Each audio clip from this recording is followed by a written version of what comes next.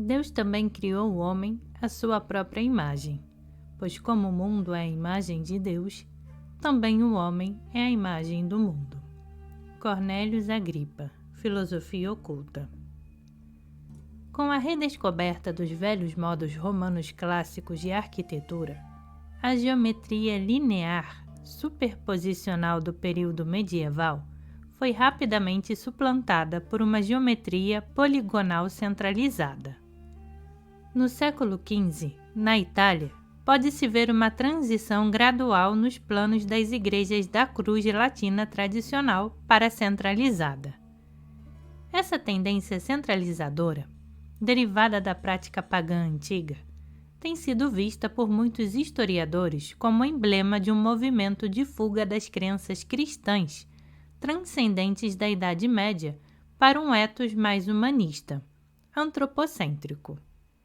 Essa noção reducionista de que a crença cristã medieval mergulhara num ataque furioso de humanismo ateísta exaltado ignora as correntes subterrâneas do pensamento geométrico do período.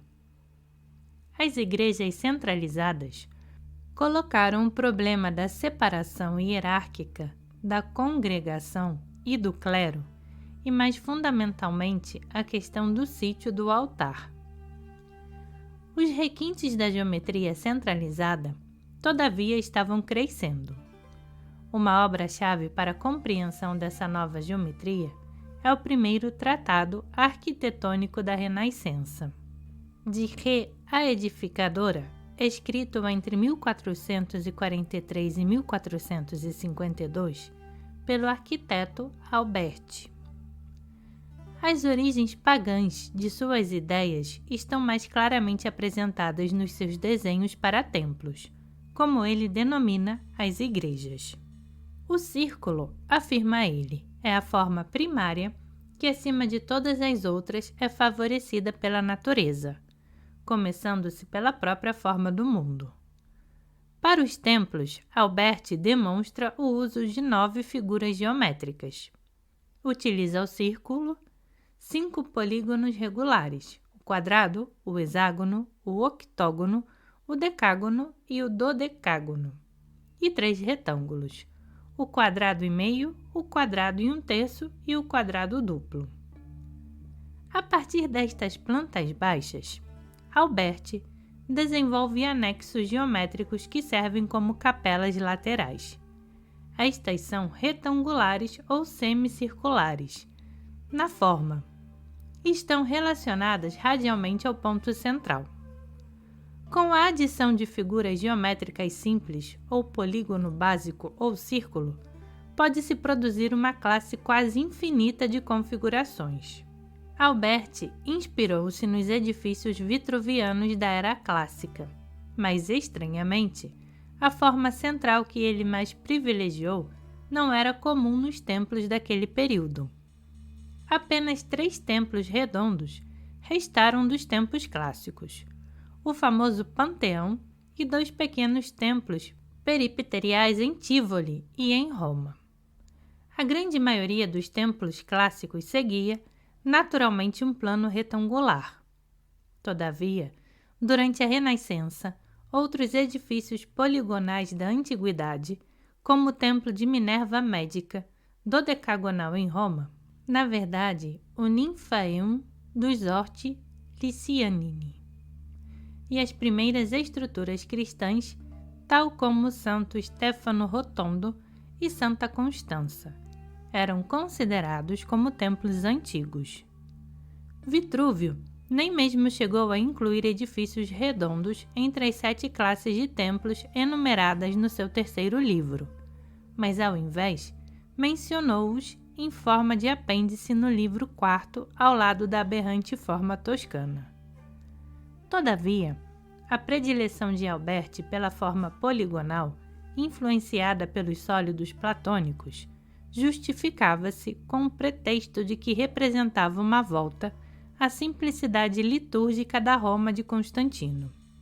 Naquele período, o Colégio Romano de Arquitetos foi compelido a transferir sua perícia do desenho dos templos para os pagãos, a criação de igrejas para a nova fé oficial.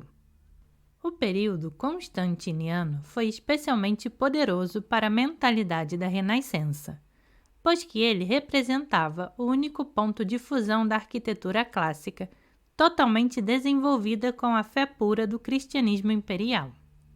Todavia, na Roma de Constantino, a forma normal das igrejas era a basílica, um padrão derivado dos tribunais de lei. Alberti não aprova esse tipo de edifício, mas menciona de passagem que os cristãos primitivos utilizaram basílicas romanas particulares para a celebração dos seus ritos. A basílica, assento da justiça humana, relacionava-se à religião de maneira simbólica, como se afirmava que a justiça era um dom de Deus. A presença de Deus está para todo sempre na esfera das decisões jurídicas e, por conseguinte, a basílica foi levada para o reino da adoração. O plano fundamentalmente humano e funcional da basílica foi considerado muito prosaico por Alberti. Ela não desperta no observador um sentimento de referência e de piedade. Ela não possui o efeito de purificação que induz um estado de inocência primal que agrada a Deus, porque não foi construída de acordo com a geometria sagrada. Nas igrejas centralizadas da Renascença, a forma geométrica é explícita, diferentemente da geometria arcana que subjaz à basílica ou à igreja gótica, uma geometria só apreciável pelo iniciado. Num plano da Renascença, a geometria pura domina esmagadoramente. Cada uma das suas partes está harmonicamente relacionada, como os membros de um corpo, tornando manifesta a natureza da divindade. Como muitos dos seus contemporâneos, Alberti escreveu extensamente sobre os atributos da Igreja ideal. Como seu tema correlato, a Città Ideale, ou Cidade Ideal. Essa igreja é uma expressão idealizada do absoluto cósmico, desenhado como uma manifestação visível da harmonia divina, um conceito essencialmente neoplatônico. Alberti pretendia que sua igreja fosse construída num terreno elevado, livre em todos os lados, no centro de uma praça vistosa. Devia ser baseada num plinto elevado que servia para protegê-la contra a profanidade da vida cotidiana e ser cercada por uma colunada, à maneira dos antigos templos dedicados à Vesta.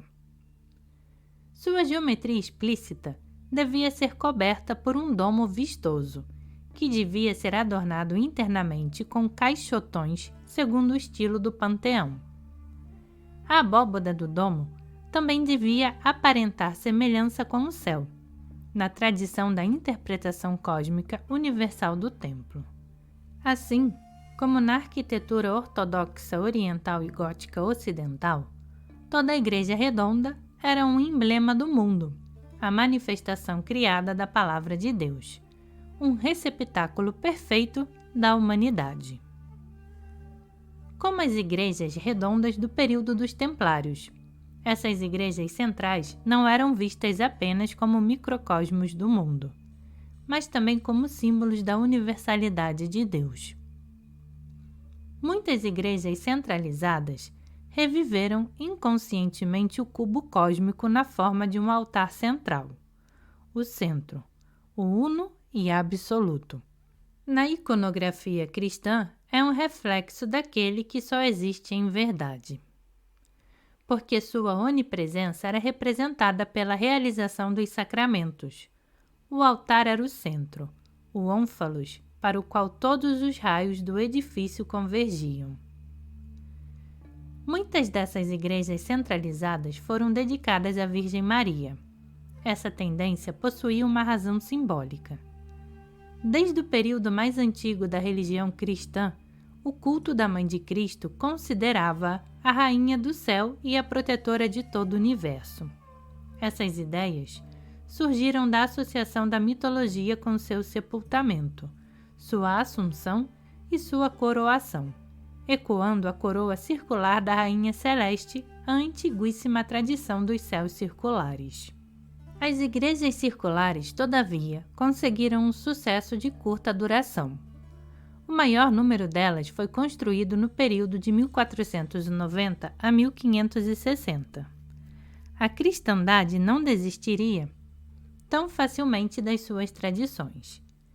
Em 1483, um artista italiano, Domenico Neroni, seu patrono Ascânio de Volterra e um sacerdote anônimo foram executados por sacrilégio.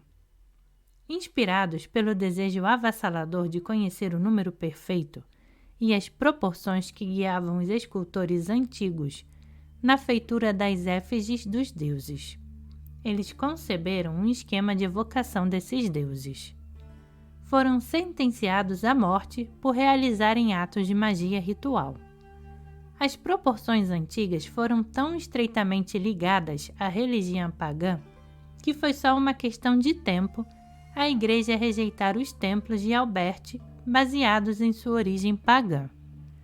Eventos como este devem ter espalhado as sementes da dúvida na mente dos ortodoxos. Em 1554, Pietro Cataneu, em seu livro primeiro, Quatro Libri de Arquitetura, reiterou o conceito de que o templo era um símbolo do corpo de Deus. Afirmou que, por essa razão, as catedrais deviam ser dedicadas a Cristo crucificado e, como tal, deviam seguir a forma da cruz latina.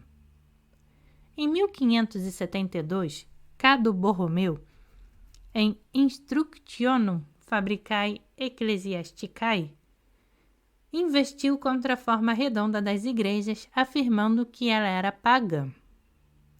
Segundo o Concílio de Trento, ele também recomendou o uso da cruz latina. Embora houvesse controvérsias e sugestões de heresia em relação ao uso de igrejas redondas, os sistemas proporcionais antigos eram tidos como admiráveis pelos ortodoxos. Um documento relativo a São Francisco della Vigna, em Veneza, fornece-nos um esclarecimento sobre o sistema proporcional utilizado nas igrejas da Renascença, construídas com formas ortodoxas. O doge de Veneza, Andrea Gritti, assentara a pedra fundamental da nova igreja no dia 15 de agosto de 1534, e a construção foi iniciada sob as ordens de Jacopo Sansovino. Mas, como nas primeiras dificuldades da Catedral de Milão, surgiram discussões a respeito do sistema proporcional a ser utilizado.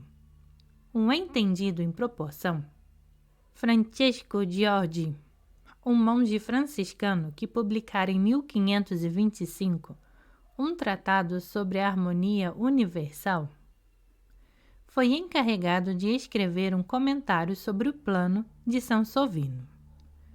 O tratado de Giorgi fundira teoria neoplatônica e cristã, o que produziu o efeito de reforçar a crença já existente na eficácia da razão numérica. Para essa igreja, Giorgi sugeriu que a largura da nave tivesse 9 passos, já que essa medida é o quadrado de 3. 3 é o primeiro número real nos termos pitagóricos, porque tem um começo, um meio e um fim. O comprimento da nave deveria ser 3 vezes a largura, o cubo simbólico, 3 por 3 por 3, que, como a cidade da revelação, ou o santo dos santos judaico, contém as consonâncias do universo. A razão entre a largura e o comprimento, 9,27, também é analisável em termos musicais, formando um diapasão e um diapente, uma oitava e uma quinta. Giorgi, assim, sugeriu a progressão do lado masculino do triângulo platônico para a nave da igreja.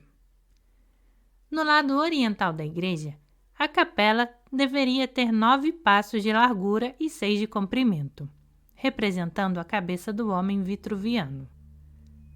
No comprimento, essa capela repetia a largura da nave e, na largura, possuía a razão 2, 3, um diapente. O coro também repetia as dimensões da capela oriental, resultando toda a igreja em 5 por 9, que igual a 45 passos de comprimento, um disdiapasão e um diapente em termos musicais. As capelas laterais da nave eram largas de 3 passos e o transepto de 6 passos. A razão da largura das capelas do transepto para aquela da nave era 4,3, um diatessaron. A altura do teto também mantinha uma relação de 4,3 com a largura da nave. Esse sistema global, relacionado às proporções ideais do homem vitruviano e às harmonias cósmicas de Platão e Pitágoras, foi recebido com prazer e até implementado, depois de ter passado pelo pintor Ticiano, pelo arquiteto Sérvio e pelo filósofo humanista Fortúnio Spira. A fachada da igreja foi complementada por Paládio 30 anos depois, de acordo com o mesmo sistema de proporções e de razões harmônicas. Paládio foi um dos maiores expoentes da geometria sagrada da Renascença. Em seus influentes Quattro Libri dell'Architettura, Andrea Palladio tentou elaborar um exame geral de toda a arquitetura. Ele naturalmente acentuou seu débito com Vitrúvio e também Alberti. Todavia, foi a Vitrúvio que Palladio deveu sua maior inspiração. Para ele, Vitrúvio era a chave dos mistérios da arquitetura antiga, seus sistemas de proporção e seu simbolismo oculto. Mas Palladio não possuía apenas um conhecimento acadêmico da arquitetura clássica.